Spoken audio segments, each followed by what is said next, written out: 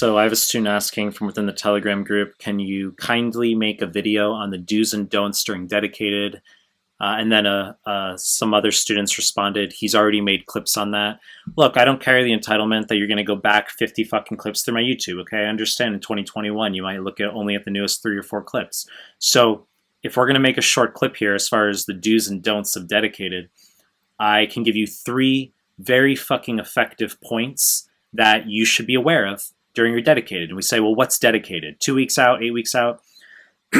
I will say the 2 weeks prior to your real deal. Okay, that's your dedicated.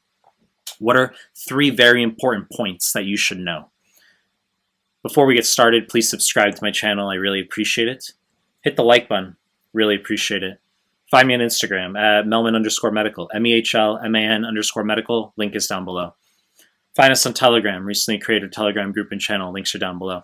Now let me address the student's question here as far as the do's/don'ts of dedicated. And I'm sort of giving you a mixed clip of just how about we discuss 3 important points during the final 2 weeks of your prep. And the first, which will always get some students very fucking emotional, is do not do UWorld right up until your exam, okay? Once again, I've made lots of content on this stuff, but the real USMLE is not UWorld. So you need to recognize that the NVME exams, forms 20 through 30, there's going to be repeats all over the real deal, okay? It's not my speculation. The repeats from 20 through 30, not only are they on the real exam, but if you were to do offline forms 1 through 19, you'd also see them there as well.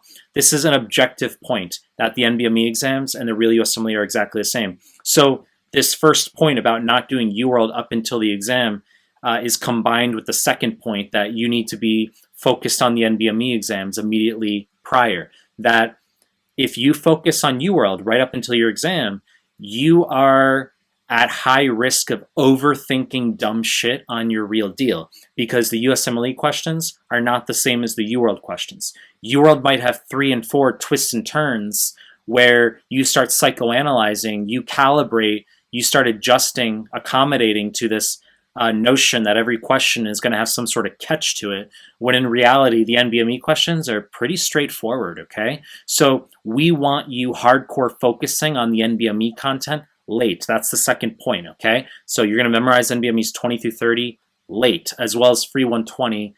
And as I've made plenty of clips on, you're going to be screenshotting your incorrects from those exams into a Word document, saving as one master PDF, okay? NVME 20, all your incorrects. NVME 21, all your incorrects. You're going to know your incorrects from 20 through 30 and the corrects, okay?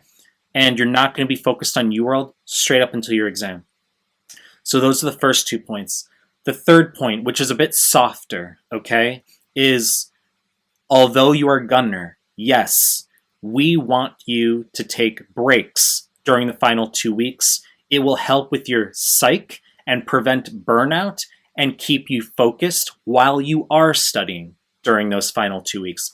It's to my observation as a tutor for the past 9.5+ years, people tend to get most angry and triggered when they are about 2 weeks out, okay? You might say, well, what about 2 days out? Wouldn't I be most angry then? No, not really. It tends to be about 2 weeks out. Students peak with how emotionally labile they get.